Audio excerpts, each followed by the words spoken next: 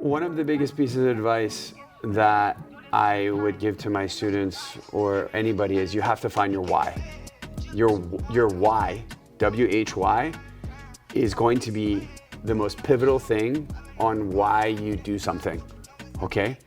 Your why is why you get up in the morning. Your why is why you go to work. Everybody has a why. You have to make your why so strong that helps dictates what's going to be accomplished in the future, because we're all gonna run into hard times. You're gonna have to go back to your why on why you're doing it, and you dig back deep again into your mind, into your heart, on why you're doing this, and that why is gonna help fuel you even through those really shitty, bad times.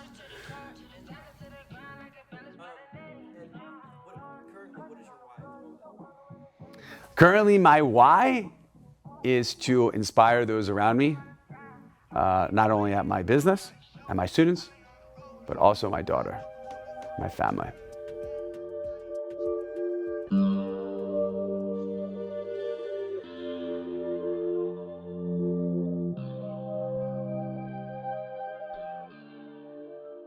Coming home after the first hip surgery, and I had bilateral hip surgery, hip resurfacing, and it was the most pain and the most incapacitated mentally and physically I've ever been in my life.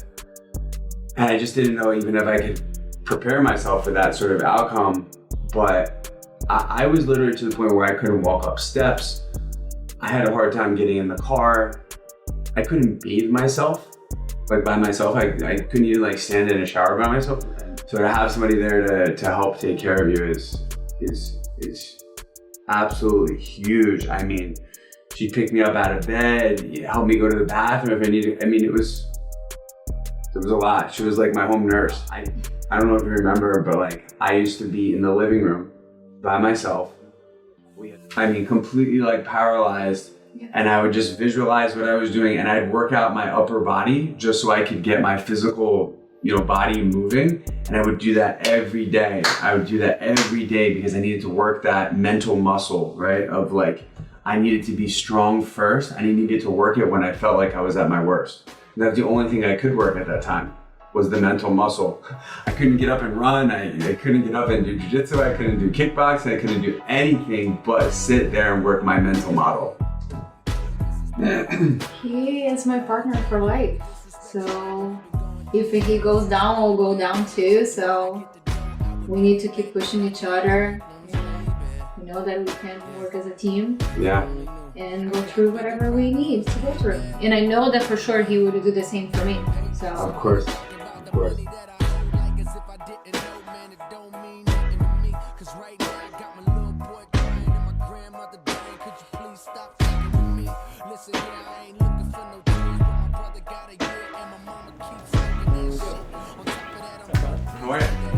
Good man.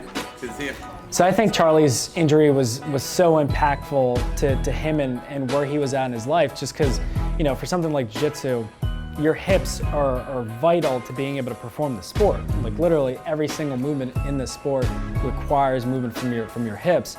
So for someone like him who's heavily involved in not only jiu-jitsu but also striking sports, where again the hips are going to be really, really important to movement there, like he literally couldn't do what he loved to do, what he wanted to do, especially for someone that's been training so hard their entire life. To have that taken away from you, that's gonna mess you up, And Charlie's someone who's always positive. He's always got a smile on his face, but that's something that's gonna sap your confidence. That's something that's gonna take away, just some happiness in your life, because you can't do the thing that really brings you joy. So I think that was why that was like so impactful for him. And do you think that most people with the same injuries don't have anywhere near as good of a recovery as him?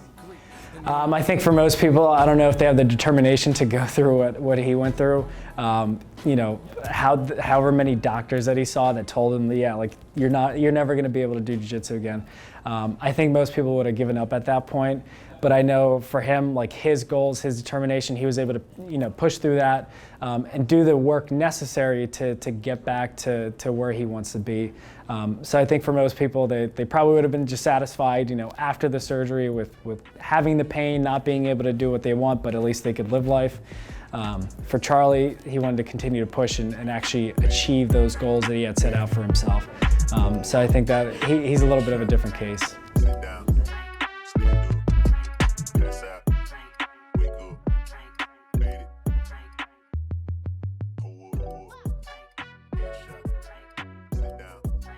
I'm Allie. Charlie jokes around saying I changed my name to get a job here, so I'm Allie Budo. I am the program director here. I've only been here since March, and I've learned so much from him. I do eventually wish to start my own business, but I've always been lacking that self-discipline and telling myself my goals and really sticking to them, and he's taught me how to self-discipline myself, how to look at the positive in a way that's going to be productive and actually help me meet my goals instead of just having everything kind of be a pipe dream. He's really taught me how to have a vision and how to execute it, which I will never be able to thank him enough for. I mean, he's got me listening to Tony Robbins' podcasts. I never thought I would be somebody who listened to Tony Robbins. But, it really helps. Everything that he's taught me has helped me wake up during the day, meet my goals, and actually be able to get in bed and say, wow, I really did everything that I could do to make it the best day that I could. And I'm forever thankful for that.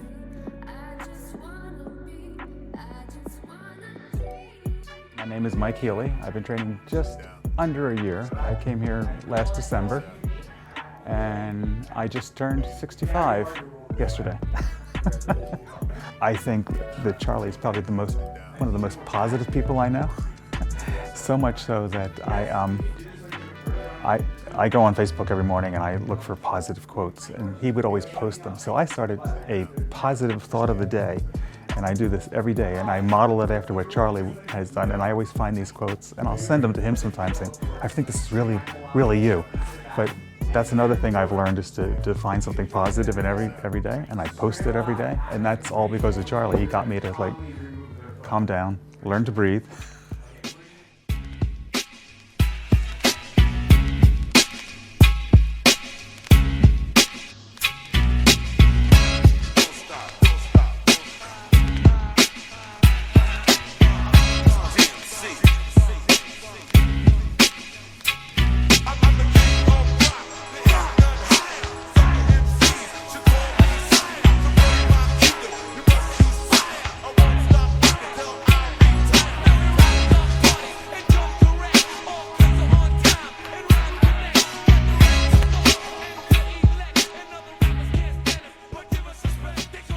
My name is Phil Migler-Reese. I'm a 6th-degree black belt under Helson Gracie.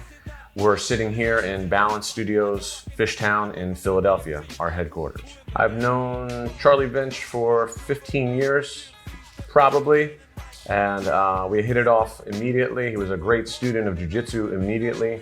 Charlie helped us out with our striking program and became really good buddies and great training partners. Like 100% Charlie took it up a notch after his injury. Focused more on his school, focused more on his curriculum and teaching, a perfect class in striking and jiu-jitsu.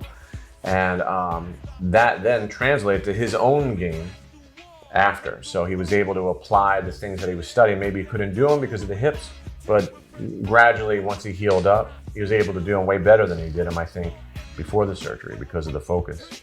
I mean, truly, the reason why I do this, why I still do this after all this time, is because it's not really like the fitness aspect or the working out or the rolling or being a tough guy. That's all temporary stuff. It's seeing modifications in behavior and confidence levels of the average student that'll, most of these people, if they choose, they can fight and, compete in the worlds. But the majority of the people that come through my doors are not those people, and they don't even care about that. So to see their confidence levels and their technical levels kind of trickle into their own world or whatever they do, I think that's interesting.